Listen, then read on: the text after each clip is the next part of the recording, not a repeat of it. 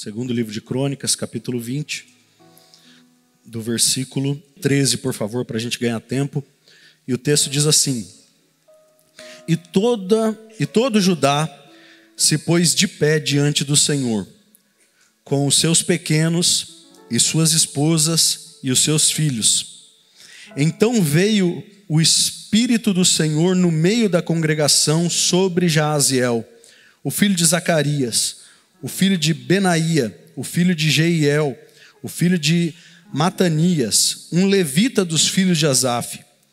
E ele disse: Ouvi todo o Judá, e vós, habitantes de Jerusalém, e tu, rei Josafá, assim diz o Senhor a vós: não temais, nem vos amedronteis em razão desta grande multidão, porque a batalha não é vossa, mas de Deus. Você pode glorificar a Deus? Você pode dizer: eu amo a Bíblia, eu amo a palavra de Deus? Bom, irmãos, nós estamos na nossa série de mensagens Superando Limites. Falar de limite é algo interessante, porque o conceito de limite está totalmente ligado à geografia. Limite representa, irmãos, a divisão de espaço. Então, através dos limites, nós denominamos terrenos, cidades, estados e países. Limites são, de fato, as divisões territoriais. Quando o Espírito do Senhor colocou certamente esta série de mensagens no coração do nosso pastor, para que juntos superássemos limites, o que do céu está bradando para nós é: os limites que você está acostumado a visitar podem ser rompidos se você estiver debaixo da poderosa mão do Senhor. Os limites que determinam até onde você pode ir. Se você estiver de mão dadas com o Espírito Santo, você pode avançar esses limites. É interessante porque isso é tão profundo, irmãos, que tem limites na nossa vida, pastor Ribeiro, que eles chegam, se instalam e ficam por 1 ano, 2 anos, 10 anos, 15 anos, 20 anos, que você tenta romper aquele limite, aquela divisão, aquele espaço, e você não consegue. Quem tem um filho, por exemplo, que rompe ao mundo das drogas, você faz de tudo. Eu já acompanhei algumas famílias aqui, e você faz de tudo para tirar aquela pessoa daquele limite que ela está enfrentando, mas me parece que ela está presa a voltar a estar sempre naquela posição. Crises no casamento, pessoas que passam décadas sendo infelizes no matrimônio, pessoas que têm a mesma dificuldade por tempos e tempos em sua vida. E quando lemos esse texto bíblico, ele traz um conceito muito didático de como lidar com situações onde os nossos limites nos mostram que nós não conseguimos mais fazer nada a respeito. Josafá, o rei Josafá, ele se viu diante de uma situação, irmãos, onde era impossível ele vencer. Esfregou-se na cara do rei Josafá até onde ele conseguiria ir. Quem sabe ele, olhando aquela multidão que vinha contra ele, ele pensou: se fosse metade disso eu poderia até tentar guerrear, mas essa quantidade é impossível. E no texto bíblico nós vamos então hoje aprender a lidar com situações de limites na nossa vida. Eu tenho uma palavra profética para o seu coração. Talvez você esteja enfrentando momentos assim, onde os seus limites estão sendo lembrados todos os dias sobre você. Eu não consigo, eu já tentei, eu já fiz de tudo, eu não consigo. Toda vez que eu avanço eu volto, toda vez que eu tento eu paro, toda vez que eu penso que eu vou conseguir, quando eu vejo eu já estou na mesma situação de antes.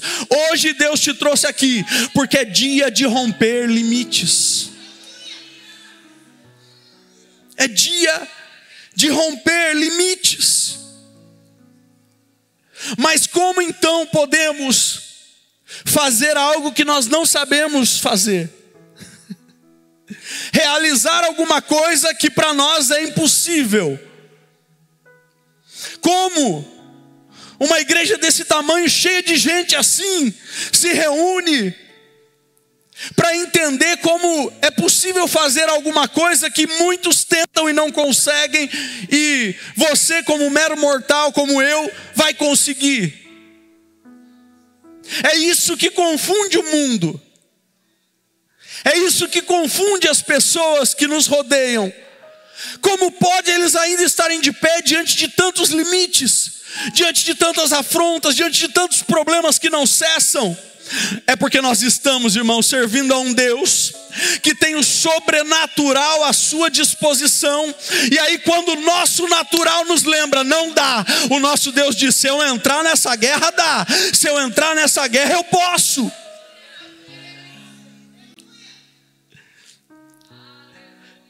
Muitos momentos, quando nós, assim como Josafá, estamos encurralados, onde a gente já não sabe literalmente mais o que fazer, onde as nossas estratégias não funcionam, onde o nosso conhecimento não dá jeito em nada, onde a experiência que temos, por exemplo, o meu pai resolveu assim, eu vou tentar resolver também, não dá certo. Situações onde nós não conseguimos dominar a situação e reverter o problema, são nessas situações que Deus prepara para se apresentar como todo poderoso na minha e na sua vida. Foi isso que aconteceu com Josafá. Chama os conselheiros, não tem jeito. Chama os guerreiros, não tem como. Não tem escapatória. Nessas situações, Deus se levanta em nosso favor. Mas para que isso aconteça, o texto sagrado vai nos dizer claramente os passos que Josafá tomou para que ele pudesse ser vitorioso. O texto vai dizer que quando ele percebeu que a situação era irreversível, Daiane, que a situação não tinha jeito, a primeira coisa que Josafá fez foi orar e jejuar. E me desculpe aqueles que não gostam do tema, mas não tem como ser crente e não gostar de orar e jejuar. Não tem como acessar os céus se você não orar e não jejuar.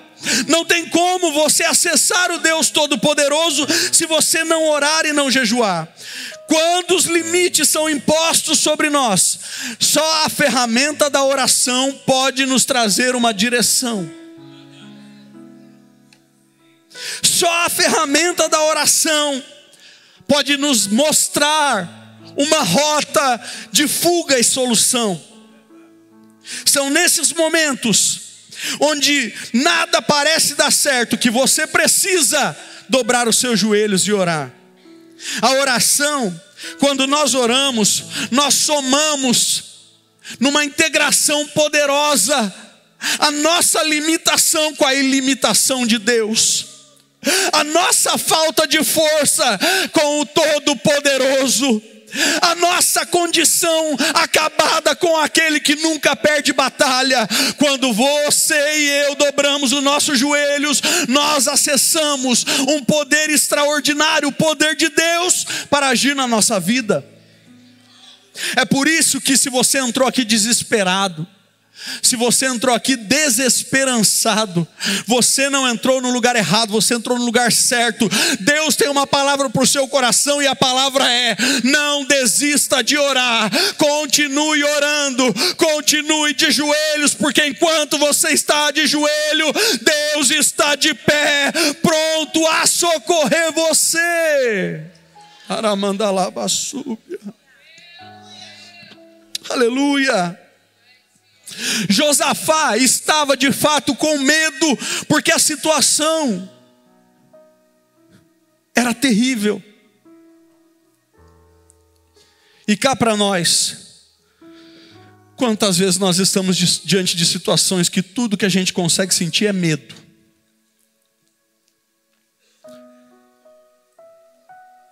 Aqui não é uma igreja de super crente não, irmão. Todos nós aqui sentimos medo diante das afrontas, diante das dificuldades. Medo de não ver alguma coisa acontecendo, medo de não ter a resposta, medo de não ter a solução, medo de não ter o recurso, medo de não ter o escape. Todos nós sentimos medo. O medo, ele pode ser uma ferramenta poderosa na mão de Satanás, porque através do medo ele te paralisa.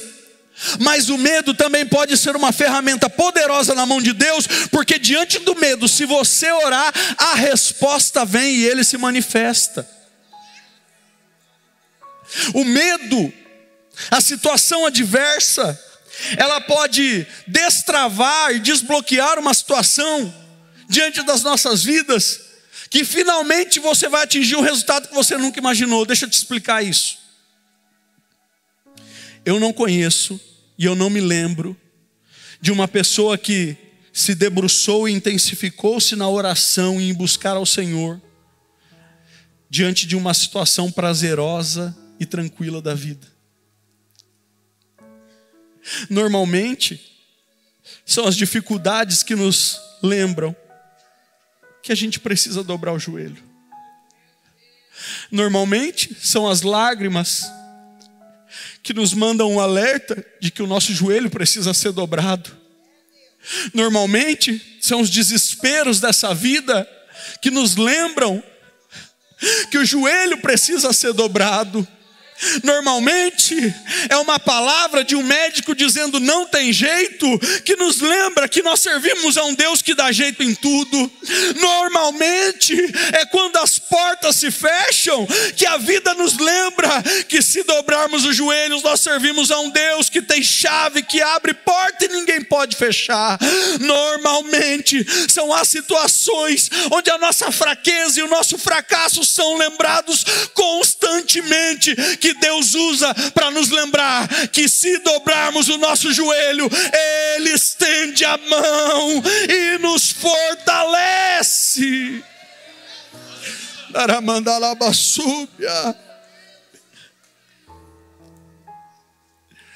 Olha o mundo que a gente está vivendo, gente. Olha a situação. O texto de Apocalipse capítulo 9 diz que de um fosso saíam demônios como gafanhotos para atormentar a terra. E de fato, olha o que a gente está vivendo. Quem viu a abertura das Olimpíadas? E aí, o que a gente, quando vê um negócio desse, o que a gente faz? Vai para o Instagram, para o Facebook e fala: que nojo, que terrível, que coisa feia. Só que o poder da igreja nunca foi nas clicadas e nas curtidas. O poder da igreja sempre foi quando ela se reúne, dobra o joelho e ora. Quando a igreja se reúne e ora. Quando a igreja se reúne e ora, quando a igreja se ajunta e ora, quando a igreja é lembrada que aqui não é casa de palco nem de festa, mas é casa de oração. Quando a gente se lembra disso, como Deus se levanta em favor da igreja. Vocês lembram quando Pedro estava preso? Pedro estava preso. Herodes manda cercar ele de soldados e correntes. A igreja jamais poderia ir lá fisicamente, soltar as correntes e tirar Pedro de lá. Mas a igreja orou. Mas a igreja orou. E quando a igreja orou, aquilo que Satanás não previa, Jesus mandou lá. Um anjo vai, solta as correntes, abre as portas da cadeia.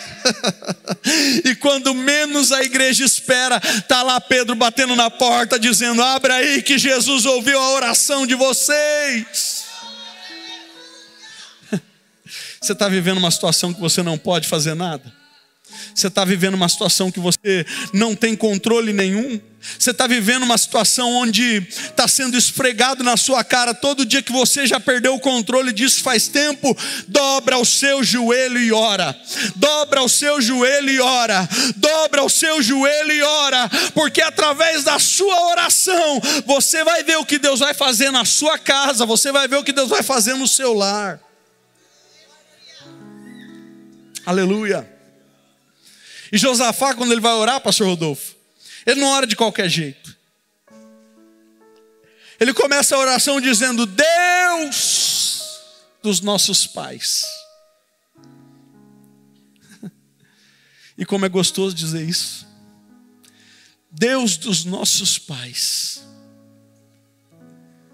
Era como se Josafá, pastor Osmar, estivesse dizendo assim, ó: não é de hoje que a gente te serve, Senhor.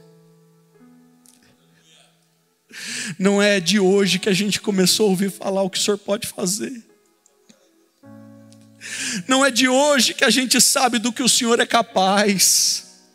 Não é de hoje que a gente sabe que ninguém pode escapar das suas mãos. Não é de hoje, Senhor, que nós sabemos que quando oramos e o Senhor se levanta, ninguém pode impedir. Deixa eu te falar uma coisa. Quando você for orar, testemunha na sua oração. Sabe? Aquela oração que você vai lembrando tudo que Jesus já fez na sua vida. Senhor, olha essa situação difícil que eu estou enfrentando. Mas eu me lembro, Jesus, quando o médico disse não e o Senhor disse sim. Eu me lembro, Senhor, quando as portas estavam fechadas e o Senhor abriu. Às vezes você não precisa do testemunho dos outros, você precisa do seu testemunho para você mesmo. Porque tem gente que parece que se esqueceu do Deus que serve. Tem gente que parece que se esqueceu do tamanho do Deus que serve, Michele. Ô irmão, o mesmo Deus que estava com você na década de 80, de 90, nos anos 2000, continua do seu lado te dizendo: eu sou o mesmo, eu sou o mesmo, as minhas palavras estão de pé sobre a sua vida, eu sou o mesmo. É por isso que você pode glorificar o Senhor, porque o mesmo que não te deixou morrer lá atrás, continua do seu lado te dizendo: eu sou contigo. Sou contigo. Eu sou contigo. Às vezes a situação é tão difícil que a gente deita na cama, olha para o teto, né, irmão? E é tanta seta de Satanás para tirar nossa alegria, tirar nossa paz, que às vezes eu tenho vontade de subir numa escada e escrever no teto do meu quarto: se lembra do que ele já fez. Se lembra do que ele já fez. Porque quando eu estiver olhando para o teto, com medo das adversidades, eu vou olhar e vou conseguir me lembrar que até aqui o Senhor tem nos ajudado e nós estamos de pé, porque as mãos deles estão sobre nós. Deus de nossos pais, nós temos testemunho, Senhor. Outra coisa que ele vai dizer, pastor Rodolfo: Senhor, querem nos tirar da terra que o Senhor prometeu para o seu amigo Abraão. Josafá podia ser um monte de coisa, mas bobo ele não era não. Porque se tem uma coisa que Deus leva a sério, é as alianças que Ele faz. Eu vou repetir. Se tem uma coisa que Deus leva a sério, é as alianças que Ele faz. Deixa eu te falar uma coisa, você que está me ouvindo aqui: Deus não errou quando fez uma aliança com você não, viu? Deus não estava enganado quando Ele fez uma aliança contigo. Ele vê em você um potencial que nem você vê. Ele vê em você uma condição que nem você imagina. Então para de ficar pensando que você é qualquer um, que você não vale nada. Deus tem uma aliança contigo e Ele leva a sério as alianças que Ele faz. Ele leva a sério as alianças que Ele faz. Josafá estava desesperado, mas ele começou dizendo: Senhor, lembra, essa terra aqui, Senhor, o Senhor prometeu para o seu amigo Abraão, o Senhor tinha uma aliança com ele, o Senhor não vai deixar o inimigo tomar ela de nós, tem uma aliança aqui em jogo.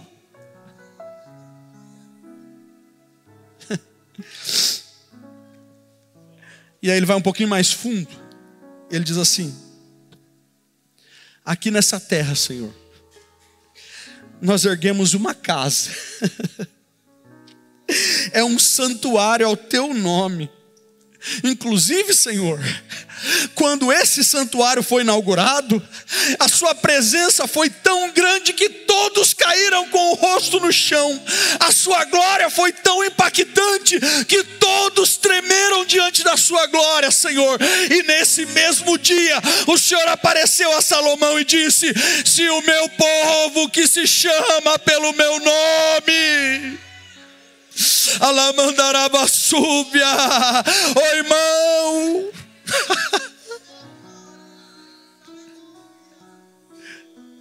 se esse povo que se reúne aqui orar e me buscar e se arrepender dos seus maus caminhos, eu, o Senhor, ouvirei do céu. Você está entendendo, irmão? Que é muito maior do que sobre você, é muito mais profundo do que sobre essa situação que você está vivendo.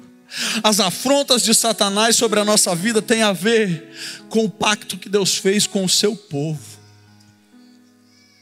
É por isso que você não vai perder essa guerra.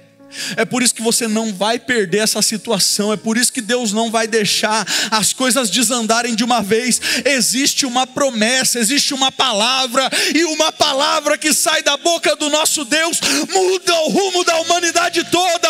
Então não sei se você acredita, mas Deus me trouxe aqui para te lembrar: existe uma palavra sobre você. E essa palavra te diz: se encoraja, homem, se encoraja, mulher, eu sou o mesmo. Darabassou.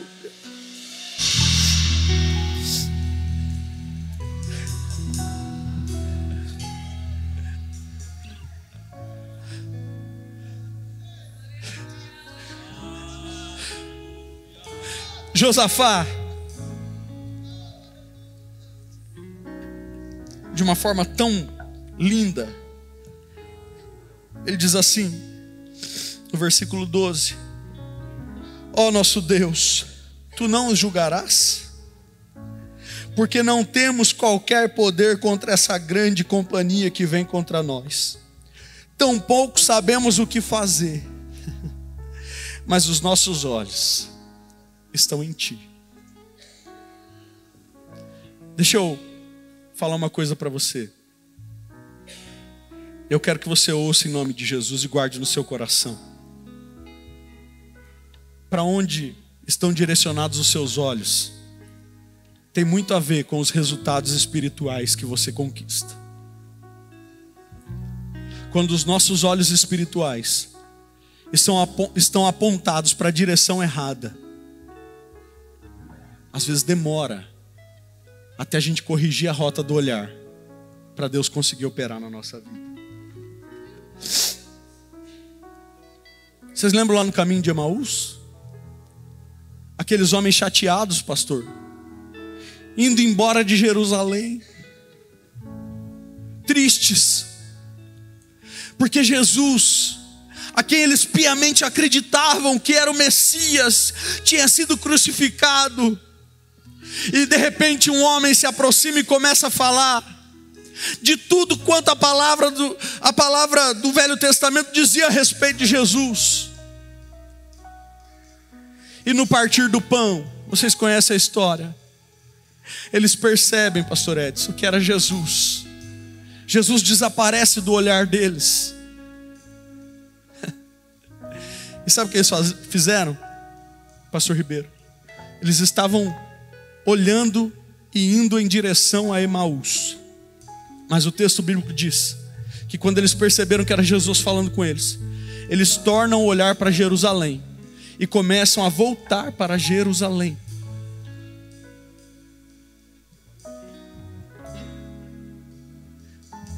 Eu não sei o que aconteceu na sua vida que te fez olhar para trás. Eu não sei o que aconteceu na sua vida que roubou o teu olhar do teu Senhor. Mas nessa noite Deus te trouxe aqui para te dizer: volta a olhar para mim. Volta a olhar para mim. Volta a olhar para mim. Porque enquanto você está aí com o olhar desviado e perdido, olha tudo que já se perdeu na sua vida. Coisa triste é uma pessoa que se diz crente, mas que está olhando para a direção oposta. Irmãos, o que nos une como igreja é que nós estamos aqui numa casa de oração e os nossos olhos estão voltados para Jesus. Irmão, em nome de Jesus, essa palavra tem destino, tá? E é uma palavra profética para o teu coração. Volta os seus olhos para Jesus nessa noite. Volta os seus olhos para Jesus nessa noite. Quem sabe diante da traição, quem sabe diante da decepção, tudo que você consegue ver é a tragédia que aconteceu com você. Mas Deus te trouxe aqui para te dizer: para de olhar para a tragédia, para de olhar para a decepção, olha para mim de novo, volta a olhar para mim de novo, e você vai ver o que João viu, quando ele olhou e viu que as portas dos céus estavam abertas, e estava sentado no trono, um trono de glória, um só Deus. Deixa eu te falar uma coisa, irmão. Quem tem a palavra final para a sua vida continua sentado no trono. Quem tem a palavra de ordem na sua história continua sentado no trono. Quem tem a resposta que você precisa continua sentado no trono. Você está ouvindo muito quem está sentado na sarjeta, quem está sentado na cadeira, quem está sentado no banco. Deus está te dizendo: olha para mim, eu estou sentado no trono. Eu tenho a palavra que você precisa, eu tenho a resposta que você precisa. Eu tenho a resposta que você precisa. Eu não sei o que te tirou do limite e te mostrou que você está no limite. Eu não sei o que aconteceu com você, mas Deus está te convidando, nessa situação difícil, você olhar para Ele nessa noite. Olha para Ele, olha para Ele. E aí, o texto vai dizer que no meio dessa encrenca toda, no meio desse problema todo, o Espírito do Senhor se manifesta. É por isso, irmão, com todo o respeito do mundo aos nossos irmãos tradicionais, mas é por isso que eu amo ser pentecostal.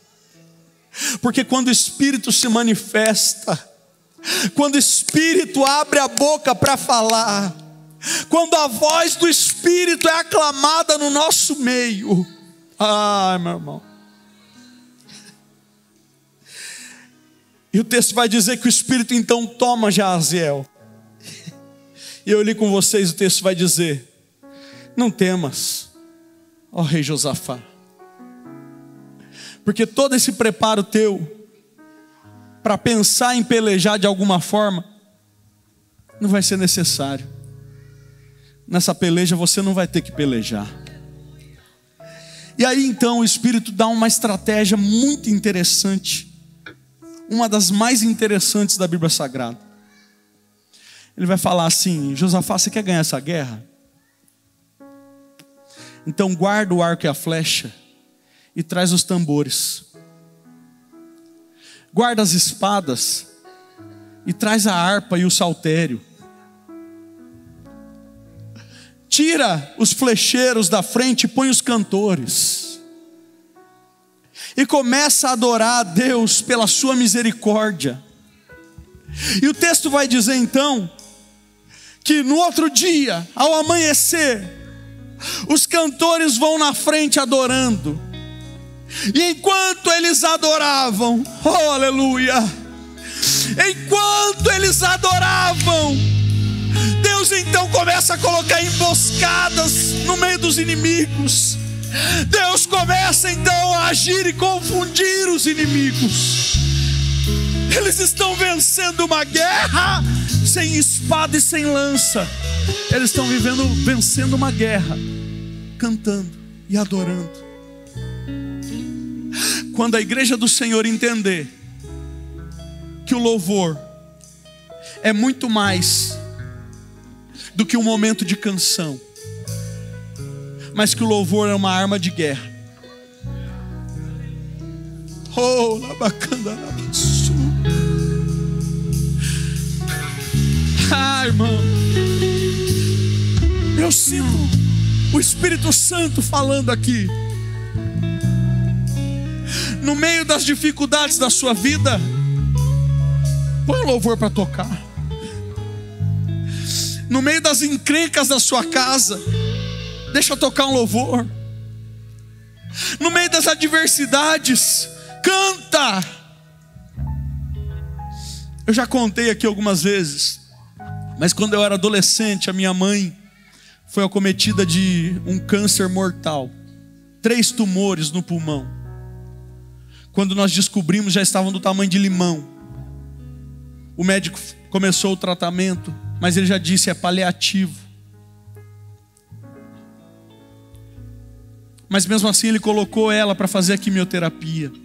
E quem já teve, conviveu, sabe que a quimioterapia é algo terrível.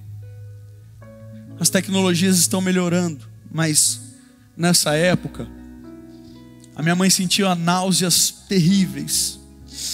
O meu quarto, pastor Ribeiro, era do lado do quarto da minha mãe. A parede da minha cama ficava colada com a parede do banheiro da minha mãe, irmã Patrícia. E nas madrugadas eu escutava a minha mãe passando muito mal. Passando muito mal. Ela urrava. Eu me lembro que numa noite dessas, quando eu acordei e fui dar um beijo nela, ela estava chorando no banheiro. A escova estava cheia de cabelo, o cabelo da minha mãe foi caindo de uma vez só. E ela chorava dizendo, eu fiz um voto ao Senhor, esse cabelo não era meu.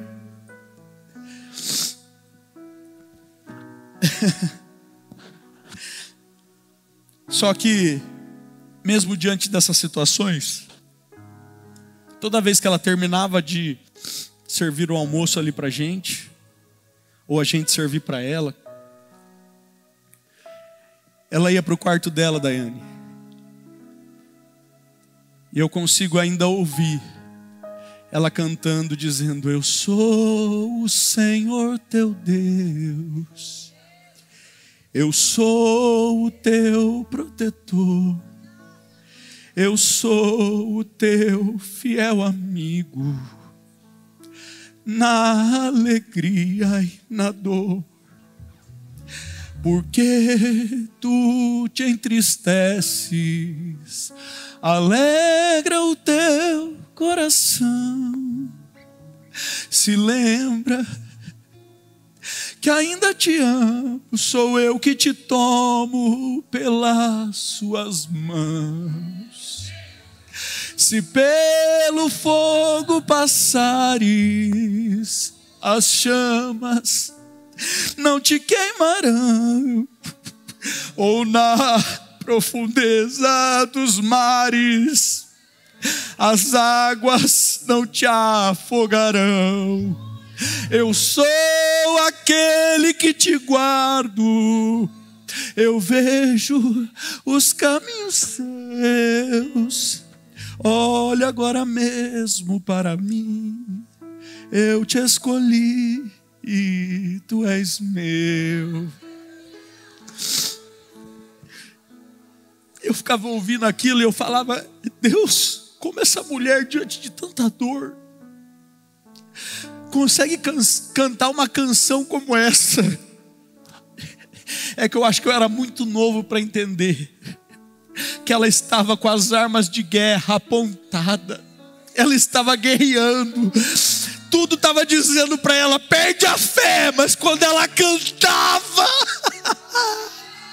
o Espírito Santo lembrava a ela: eu continuo com você, eu sou o mesmo, eu estou contigo.